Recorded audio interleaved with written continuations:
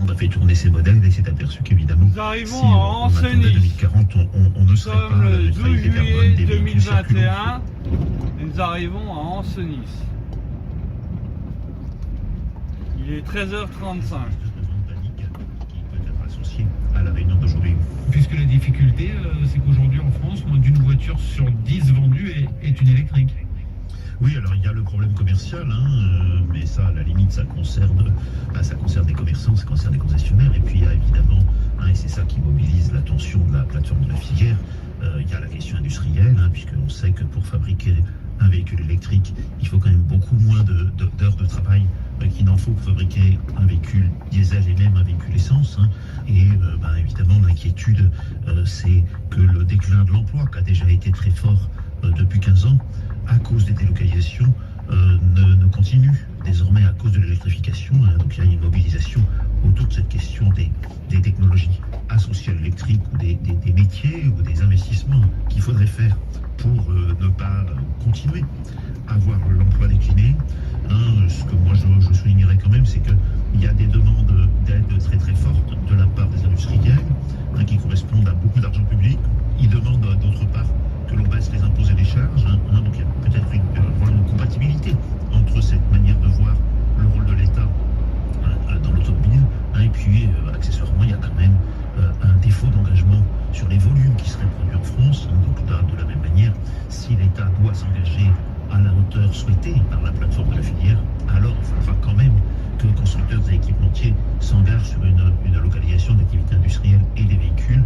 On sait que les véhicules électriques sont quand même fabriqués très volontiers dans les pays low cost, alors qu'ils sont achetés dans des pays comme le nôtre. Donc cette manière de vouloir le beurre et l'argent du beurre, je dirais, doit quand même être mise en question par les autorités publiques, parce que si un investissement lourd il doit y avoir, alors il doit y avoir un deal sur d'une certaine manière. Il faut aussi relocaliser la production de batteries. Elle se fait où principalement aujourd'hui?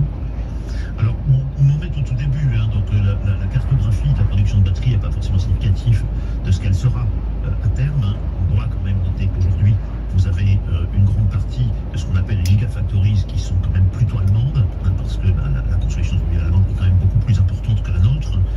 Il y a aujourd'hui des grands projets au Royaume-Uni, il y en a d'autres qui sont en Italie, et puis il y a 2-3 projets en France, donc ça décolle. Ceci étant, on sent très bien que l'Europe, qui est habituée à jouer comme un espace de mise en concurrence des pays et des usines, elle continue de jouer un peu sur ce mode-là, et ça c'est évidemment assez peu compatible avec l'idée d'un plan Marshall. Si chacun tire contre le voisin, on aura évidemment des effets qui seront problématiques, et je pense qu'il y a quand même pour la France une renégociation de sa place dans l'Europe de l'automobile qui doit se jouer en même temps que ces plans-là. La crainte du secteur aujourd'hui, de ces 17 milliards d'euros demandés, c'est de voir disparaître, on le disait, des emplois, 100 000 exactement dans le secteur.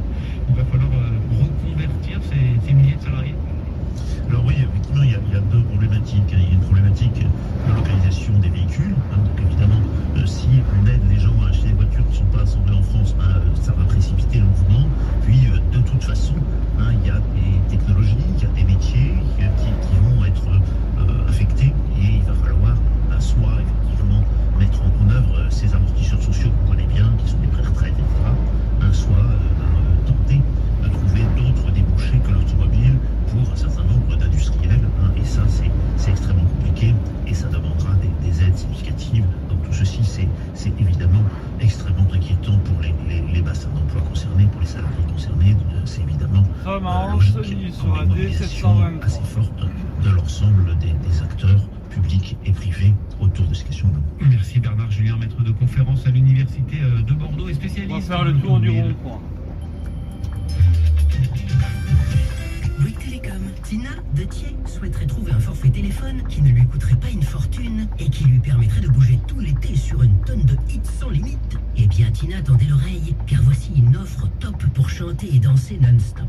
En ce moment, chez Bouygues Télécom, Spotify Premium sans publicité est offert pendant 6 mois, puis à 9,99 € par mois pour toute souscription à un forfait sensation. Rendez-vous vite sur bouyguestelecom.fr. Forfait avec engagement 24 mois, voire conditions et modalités du compte Spotify sur bouyguestelecom.fr. Excusez-moi madame. Oui, allô. Attendez, je suis avec une patiente. L'assistante dentaire de Sonia vient de démissionner. Elle doit trouver un remplaçant au plus vite, sinon elle va finir sur les dents. Indeed peut l'aider à embaucher rapidement le bon profil. J'ai besoin d'Indeed. Avec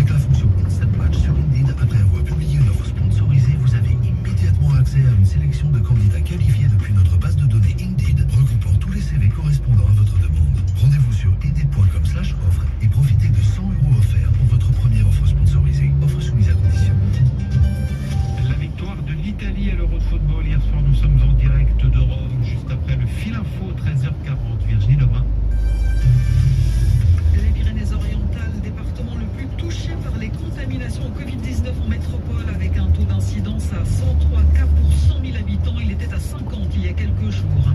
Après un nouveau conseil de défense sanitaire à l'Elysée, Emmanuel Macron s'adressera aux Français ce soir à 20h. Il va dévoiler la nouvelle stratégie de l'exécutif pour faire face à la progression du variant Delta. On sait déjà qu'il n'y aura pas de vaccination obligatoire pour tout le monde, mais selon les informations de France Info, on s'oriente vers un rôle accru donné au pass sanitaire. Somme à Un Ancenis. nouveau record de température attendu dans l'ouest des États-Unis. On attend 52 degrés dans la vallée de la mort en Californie. Au Canada voisin, des mesures d'urgence ont été mises en place pour prévenir les feux de forêt. On en compte près de 300 actuellement. L'équipe d'Angleterre mérite d'être félicitée, pas d'être la cible d'attaques racistes. C'est le message écrit aujourd'hui par le Premier ministre britannique sur Twitter. Hier soir, lors de la finale de l'Euro, 3 joueurs anglais qui ont échoué lors de la séance de tir au but ont été conspués sur plusieurs réseaux sociaux. France Info. Et nous on part à Rome où l'équipe d'Italie a atterri tôt ce matin après sa victoire hier soir donc face à l'Angleterre en finale de l'Euro, victoire au tir au but. Bonjour Bruce de Galzin. Bonjour. En direct de Rome, Bruce, c'est une équipe, un collectif qui a été accueilli ce matin et qui sera fêté tout l'après-midi.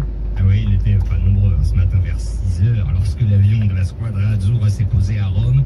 Et c'est le capitaine Chiellini avec le sélectionneur Mancini qui sont sortis en premier avec la Coupe d'Europe de 8 kilos quand même qu'ils ont brandi, bien sûr, heureux. Il y avait toute l'équipe, tout ce collectif qui a fait la force, l'esprit de cette équipe. Bonucci, le défenseur qui a marqué le but italien de l'égalisation, de la libération hier soir, expliquait d'ailleurs que cette entente profonde était née en Sardaigne pendant la préparation. Les joueurs pouvaient enfin voir leur famille et non, ils sont restés ensemble, ils étaient bien ensemble. Autre héros blessé, lui, Spinazzola est descendu de l'avion avec ses béquilles, a traversé le tarmac, claudiquant et acclamé. Et puis bien sûr, la star d'hier soir, sacré meilleur joueur de l'Euro, le gardien Donnarumma de PSG, et qui a demandé à Chiellini de lui prêter un peu la coupe. Alors on sent bien Bruce que c'est une équipe soudée qui a uni toute une nation, un peuple qui se retrouve et qui gagne. Ce sera aussi d'ailleurs la fête avec les autorités politiques.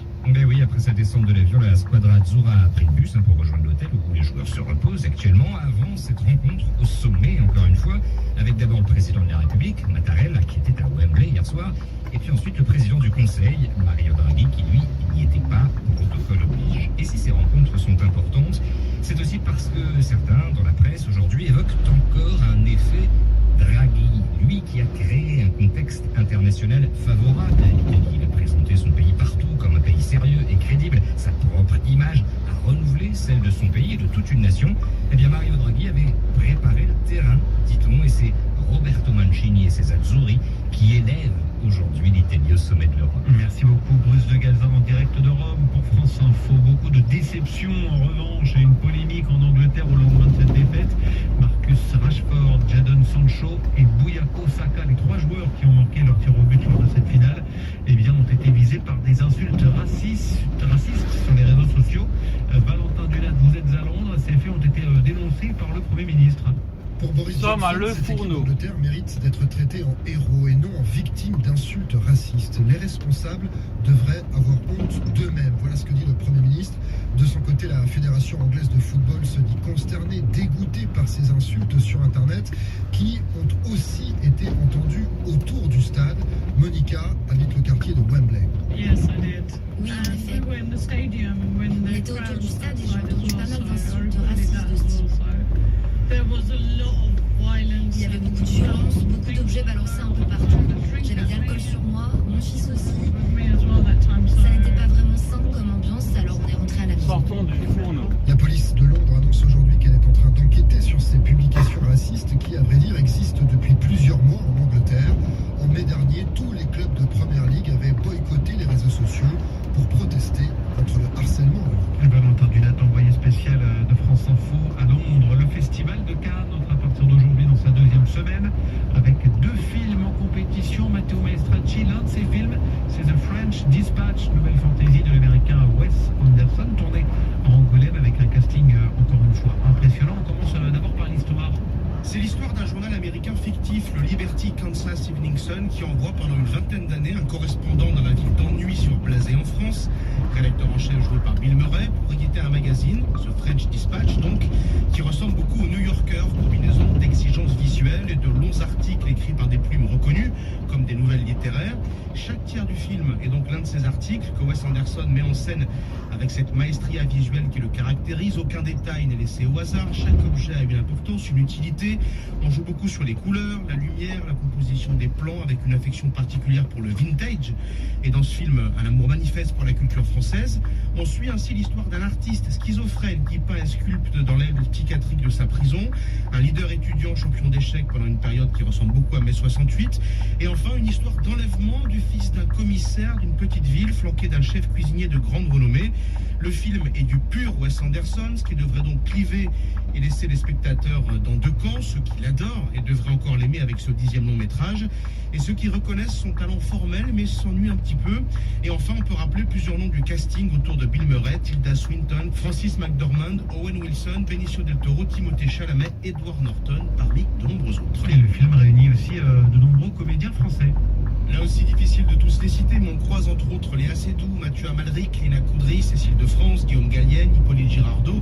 Ce qui veut dire aussi qu'il devrait être plusieurs cet après-midi à monter les marches du Palais des Festivals pour la projection officielle autour de Wes Anderson, d'autant plus que plusieurs des noms que je viens de vous donner sont déjà à Cannes pour d'autres projets comme Cécile de France ou Mathieu Amalric. En revanche, l'équipe américaine ne devrait pas être au complet. On aura la surprise donc en fin d'après-midi, et Léa Seydoux, présente dans 4 films en sélection cette année, dont 3 en compétition, mais testée positive au Covid-19, asymptomatique et vaccinée, devrait elle aussi sans doute ne pas faire le déplacement. Merci Matteo Maestracci, en direct de Cannes, de Francophonie de La Rochelle. La crise sanitaire pousse les organisateurs à s'adapter. L'année dernière, le festival avait imaginé des formes de concerts originales. Les balades chantées sont de retour cette année, une sorte d'itinérance patrimoniale en ville, bercée par les artistes du chantier des Franco. Reportage Yann Bertrand. Bienvenue à tous. Les francopholies d'un côté, le patrimoine de l'autre. Et cette ville marchande va vivre au gré donc de ces bateaux. Pendant 2 heures, une trentaine de curieux vont suivre Véronique Delavaux à la découverte du riche patrimoine rochelais. Tout à fait, il y a une écoute qui est très importante. C'est très riche et le public apprécie. Surprise, dans une cour arborée cachée des regards, un artiste guitare bandoulière.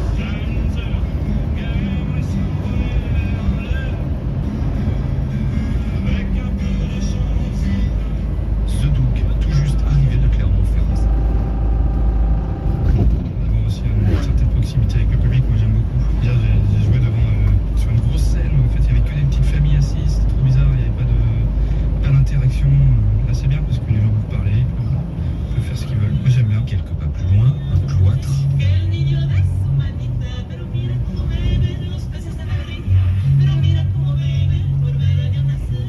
Et la voix cristalline de la chanteuse Clara Isé.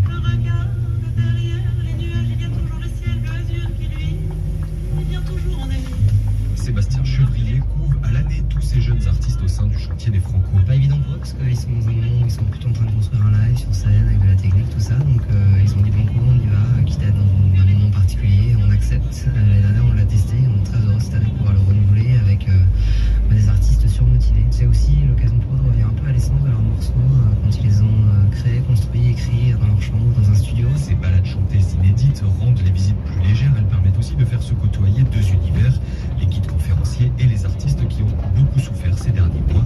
Véronique Delavaux. Pour nous, c'est très important, d'autant plus de redémarrer avec cette dynamique là, des francopholies. C'est un petit peu pour nous le démarrage de la saison. Les premières visites que j'ai faites sont toujours un petit peu émouvantes parce qu'on voit qu'il y a une tradition de retrouver son patrimoine qui est très important pour eux. Cette année, des balades chantées sont organisées chaque jour aux francopholies jusqu'à mercredi. À La Rochelle, le patrimoine enchanteur se fait donc aussi en chantant. Le reportage de Yann Bertrand.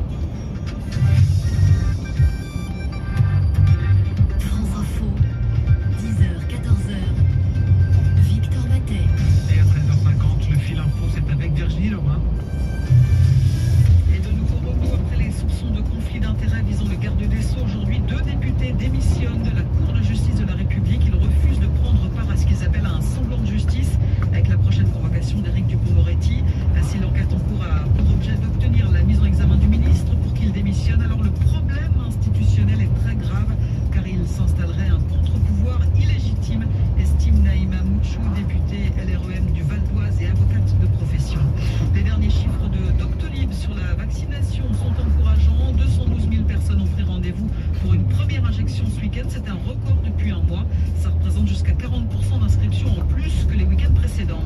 Aujourd'hui, Emmanuel Macron préside un conseil de défense sanitaire. Au centre de la table, les questions de l'obligation vaccinale pour les soignants, celle d'une extension d'un pass sanitaire et la question aussi de la gratuité des tests. Le chef de l'État prononcera à 20h une allocution radio-télévisée que nous rediffuserons sur France Info. Invité sur France Inter ce matin, François Asselin, le président de la Confédération des petites et moyennes entreprises, n'a lui pas caché ses angoisses avant cette allocution. Il ne faut pas perdre l'objectif du plan de relance, a-t-il estimé. Il y a eu 34 000 défaillances d'entreprises pendant la crise sanitaire. Pour nous, entrepreneurs, le pire serait qu'on se remette à fermer les restaurants et les magasins, a dit François Asselin.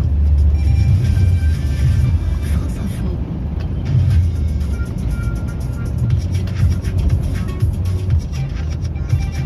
C'est mon boulot avec 40 idées de business originales. Tout cet été, Philippe Duport donne la parole à ceux qui se sont lancés dans des aventures inspirantes. Aujourd'hui, Tiffaine Guéroux qui a lancé Couvi, une entreprise qui vend des couverts qui se mangent.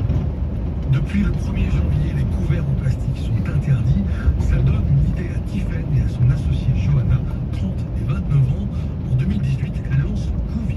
Couvi, c'est la première entreprise de couverts comestibles. C'est vraiment comme des petits biscuits qui vont nous servir à manger notre repas et à la fin, on mange les biscuits, on les croque comme on croquerait dans un biscuit. Comment leur est venue cette idée? Tiffaine et Johanna suivaient l'évolution de la loi Egalim qui interdit le plastique et elles ont compris qu'il y avait là une ouverture.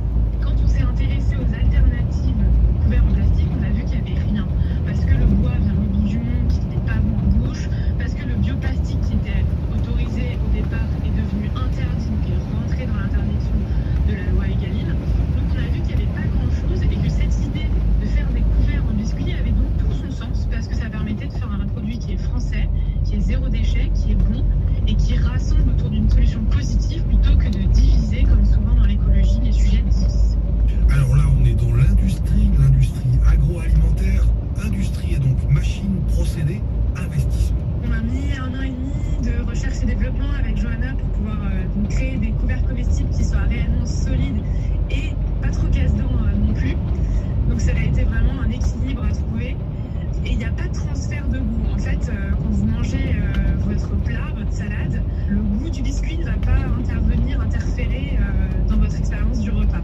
C'est aussi parce qu'ils sont vraiment résistants. Donc il y a une forme de compression qui permet justement de ne pas avoir de transfert et de faire un biscuit résistant et beau. Des couverts en biscuits qui ne vont pas jusqu'à couper la viande, mais qui sont conçus pour les repas sur le pouce, les pique-niques. Une invention dans l'air du temps. Aurait-elle pu voir le jour sans cette loi? Oui, pour répondre à votre question, on voit complètement l'impact de la législation et on remercie tous les députés qui ont contribué à la faire voter. Couvi, c'est déjà 7 personnes, pas de levée de fonds, mais déjà des revenus et un bel avenir.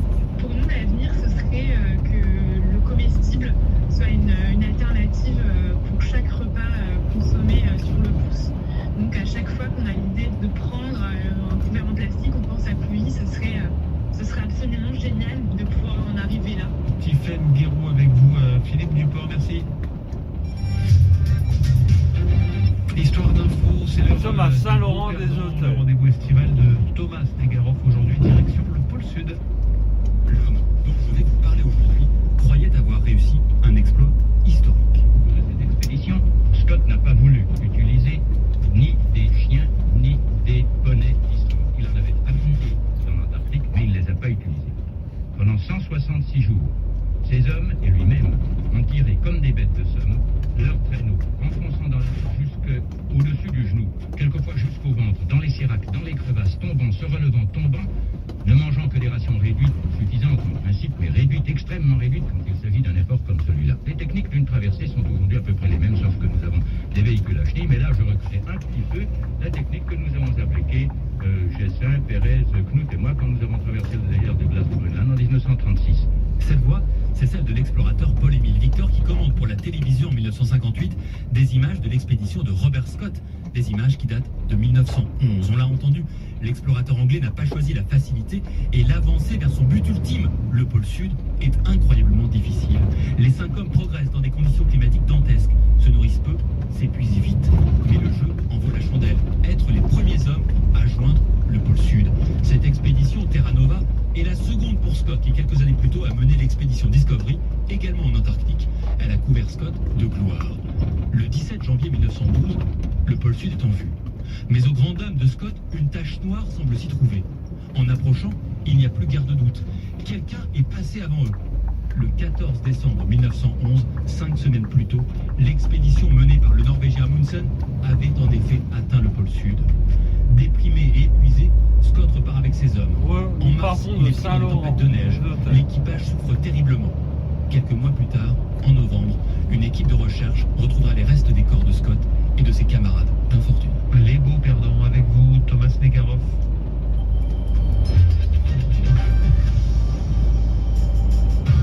Cet été, dans Histoire d'Info, coup de projecteur sur les beaux perdants.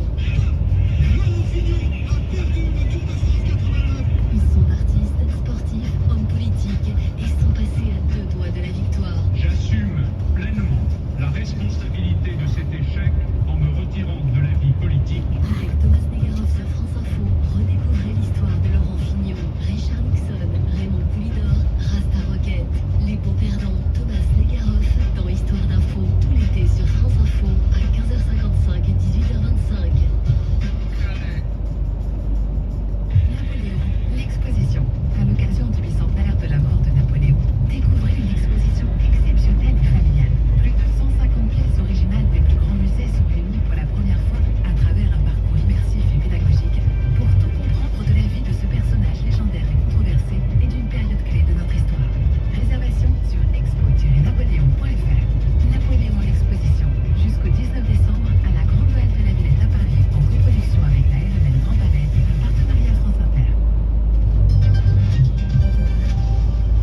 France Info Météo. Avec le CIC, pouvoir choisir entre rendez-vous physique ou rendez-vous vidéo, c'est ça, construire dans un monde qui bouge. La météo, bonjour Elodie Calac. Pluie et orage au programme. Et oui, entre la Normandie, l'ouest de la région parisienne, les Hauts-de-France, encore de bonnes pluies au menu, parfois orageuses. Du sud-ouest vers le massif central, les Alpes et les frontières du Nord. Là aussi des averses, alors elles vont devenir fréquentes et orageuses sur le centre-est. Elles se renforceront surtout ce soir de la vallée du Rhône vers les Vosges. Sur le littoral du Languedoc-Roussillon, on a des nuages qui débordent poussés par la tramontane. De la Bretagne vers la Touraine, l'Orléanais, le Poitou-Charentes et le Pays Basque, on aura plus d'éclaircies, quelques averses malgré tout, plus nombreuses, parfois avec un orage du côté de l'Aquitaine. Et puis sur la région PACA, sur la Corse, c'est du soleil avec du vent. Les températures, elles baissent nettement. 17 degrés à Cherbourg, Tarbes, Aurillac, 20 degrés à Nantes et à Toulouse. On en a eu 31 degrés hier après-midi, 22 à Paris, à Dijon, mais encore 26 degrés à Strasbourg, 28 à Lyon, 31 à Marseille et 33 pour Ajaccio. Qu'est-ce qui nous attend pour le reste de la semaine? Alors demain, de la fraîcheur quasiment pour tout le monde, excepté sur le sud-est. Encore des averses soutenues dans l'est, mais soutenues aussi des frontières du nord et de la Normandie vers le nord de la Garonne. Mercredi et jeudi, les pluies seront encore marquées sur le nord-est. Les cumuls de pluie deviendront d'ailleurs importants. Ailleurs, on aura encore des averses, mais ça commencera à s'améliorer doucement par le nord-ouest. Et le soleil reviendra progressivement pour le week-end avec des températures qui reprendront des couleurs estivales, une moyenne de 27 degrés au nord dimanche et de 30 au sud. Et en Outre-mer, Elodie? En Guyane, des averses gagnent le nord du département ce matin. Elles progressent vers le sud dans l'après-midi avec un orage possible, 31 degrés. En Martinique, le soleil domine, terni par la brume de sable tout de même. Le vent est encore marqué, comptez 31 degrés. En Guadeloupe, là, le soleil est vraiment contrarié par la brume de sable assez dense. Quelques averses sont possibles, le vent peut être marqué, on attend 32 degrés. Et puis enfin, direction La Réunion avec des nuages et des averses sur l'est, mais encore de bons moments de soleil à l'ouest, surtout sur les plages. Et sous le soleil, sur ces plages, on aura jusqu'à 28 degrés. Elodie Calac, Météo France. Bonjour Marie-Leonardo. Bonjour Victor, Vous êtes, voilà, c'est vous jusqu'à 17h. Absolument, à demain Victor, et on va attendre ensemble la nouvelle allocution présidentielle. Emmanuel Macron qui ce soir doit annoncer de nouvelles mesures pour contrer l'épidémie et le variant Delta qui se propage. On va parler vaccination, passe sanitaire, gestes barrières avec notre premier invité, Rémi Salomon, président de la commission médicale d'établissement de la PHP. Il est avec nous dans 10 minutes, soyez les bienvenus, il est 14h. France Info, 14h, 17h, Marie Bernardo.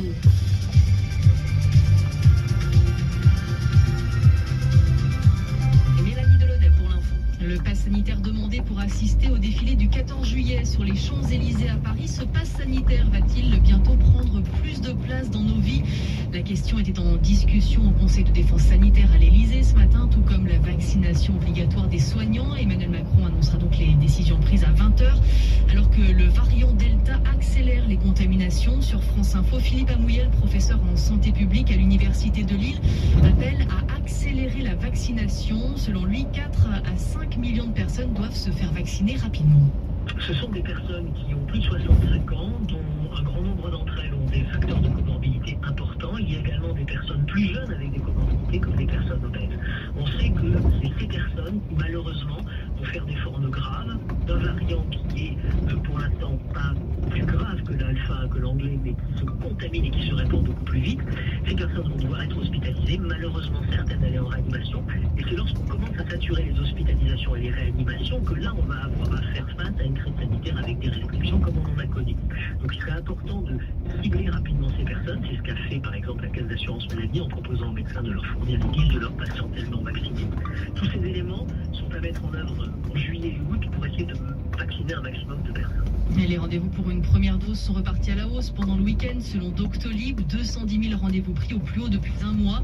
C'est dans les Pyrénées-Orientales que le taux d'incidence est le plus élevé, 103 cas pour 100 000 habitants. Il a doublé en l'espace de quelques jours et il est maintenant supérieur au taux de Paris, de Haute-Garonne ou des Alpes-Maritimes. Emmanuel Macron doit aussi parler d'économie ce soir et du plan de relance. Notre plus grande angoisse serait qu'on se remette à fermer les restaurants, les magasins, s'inquiète le président de la Confédération des petites et moyennes entreprises. Leurs parrainages ont été validés pendant la nuit. Il y a officiellement 4 candidats en lice pour la primaire d'Europe Écologie Les Verts à la rentrée en vue de l'élection présidentielle. La députée Delphine Batho, l'eurodéputé Yannick Jadot, le maire de Grenoble, Éric Piolle et l'ancienne numéro 2 du parti, Sandrine Rousseau. La pression des États-Unis. Sortons de la brassière du Doré. L'Europe gèle son projet de taxe numérique. Il devait s'appliquer aux entreprises américaines, Google, Facebook ou Amazon, et servir à financer le plan de relance. C'est la conséquence de l'accord sur la taxation des multinationales approuvé par le G20. Toute ingérence étrangère à Cuba est inacceptable, met en garde la Russie, alors que des manifestations hostiles au régime cubain ont eu lieu dans plusieurs villes de l'île. Les États-Unis ont demandé aux autorités cubaines de ne pas réprimer ces manifestations pacifiques. Genève pour l'Organisation mondiale de la santé, Paris pour l'UNESCO et peut-être bientôt Dijon pour accueillir l'Organisation internationale de la vigne et du vin. C'est en tout cas la proposition du gouvernement français pour héberger le futur siège de cette ONU du vin.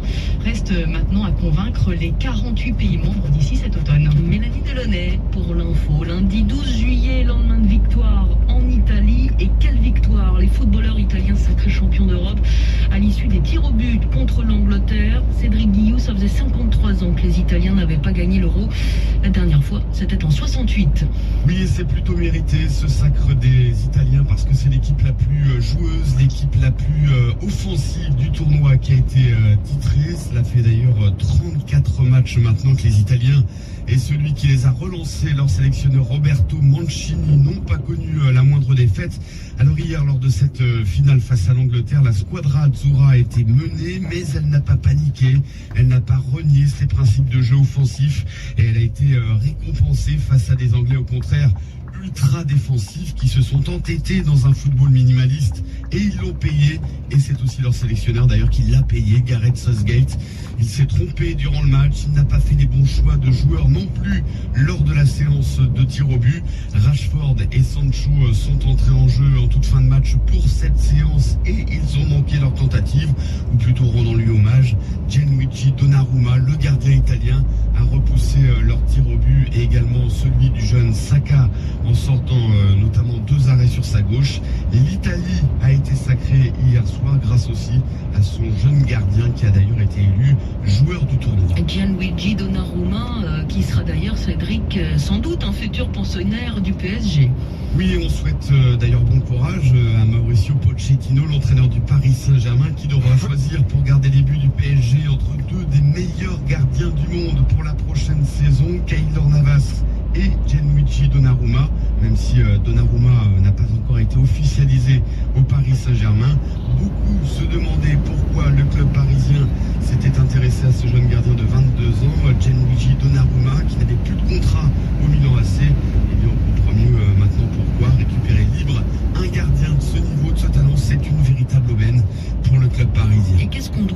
sinon de 7 €, Cédric, notamment le niveau de jeu du tournoi. Oui, après ça restera un euro intéressant au niveau du jeu, plus spectaculaire par exemple que l'Euro 2016 qui s'était déroulé en France. Beaucoup redoutaient le manque de fraîcheur des joueurs après cette saison si particulière. Ça n'a pas eu trop d'impact finalement sur le niveau global du tournoi. Tournoi aussi marqué par le retour du public dans les stades, même si certaines images des supporters anglais forçant les barrages de Wembley hier soir ont fait froid dans le dos. Et puis c'est un tournoi qui restera quand même déséquilibré de par son format de compétition dispersée dans 11 pays. Formule qui ne sera pas reconduite, a d'ores et déjà prévenu Alexander Seferin, le président de l'UEFA. Un euro intéressant, plus spectaculaire qu'en 2016, nous disiez-vous donc, Cédric Guillou. Euro vécu de façon très intense, évidemment, en Italie. C'est ce que nous raconte la journaliste italienne Valentina Clemente,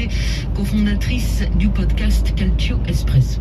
On l'a vécu, on peut dire, vraiment avec beaucoup d'émotions, à fond. On a eu très peur.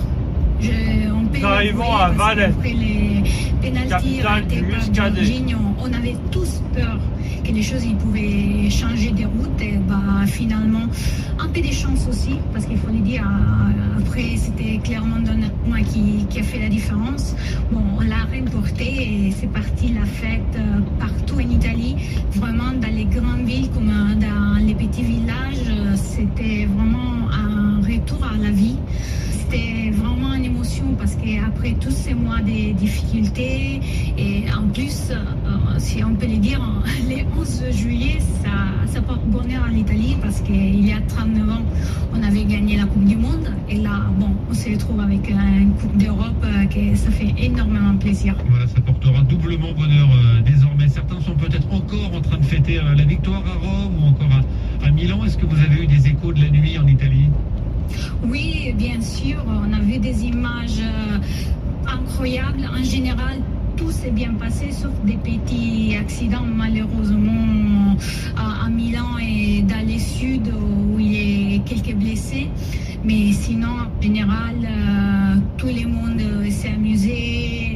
Il était une ambiance vraiment très festive.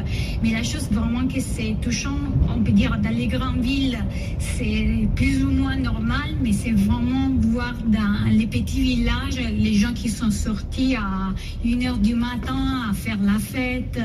On avait dit au début de cette compétition que l'effet de débuter l'Euro à la maison à Rome, c'était une façon de recommencer à vivre.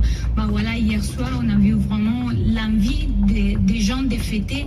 Et ce matin aussi, les médias, ils ont reporté la différence aussi de qu'est-ce que c'était par rapport à la victoire en Coupe du Monde en 2006. Valentina Clemente, on a beaucoup évoqué le gardien de but, Gianluigi Donnarumma. L'autre héros de cette équipe, c'est le sélectionneur Roberto Mancini. Oui, sans doute, parce qu'il a reconstruit l'équipe italienne. On sait qu'on ne s'était pas qualifié en 2018 pour la Coupe du Monde, donc c'était vraiment un moment très dur pour notre équipe nationale, qui d'ailleurs dans l'Euro en France, il avait fait pas mal avec Antonio Conte, et donc il y a ces moments en trou noir et il fallait reconstruire. Et Mancini, il a vraiment pris les jeunes, Chiesa, Donnarumma qui était élu meilleur joueur de l'Euro.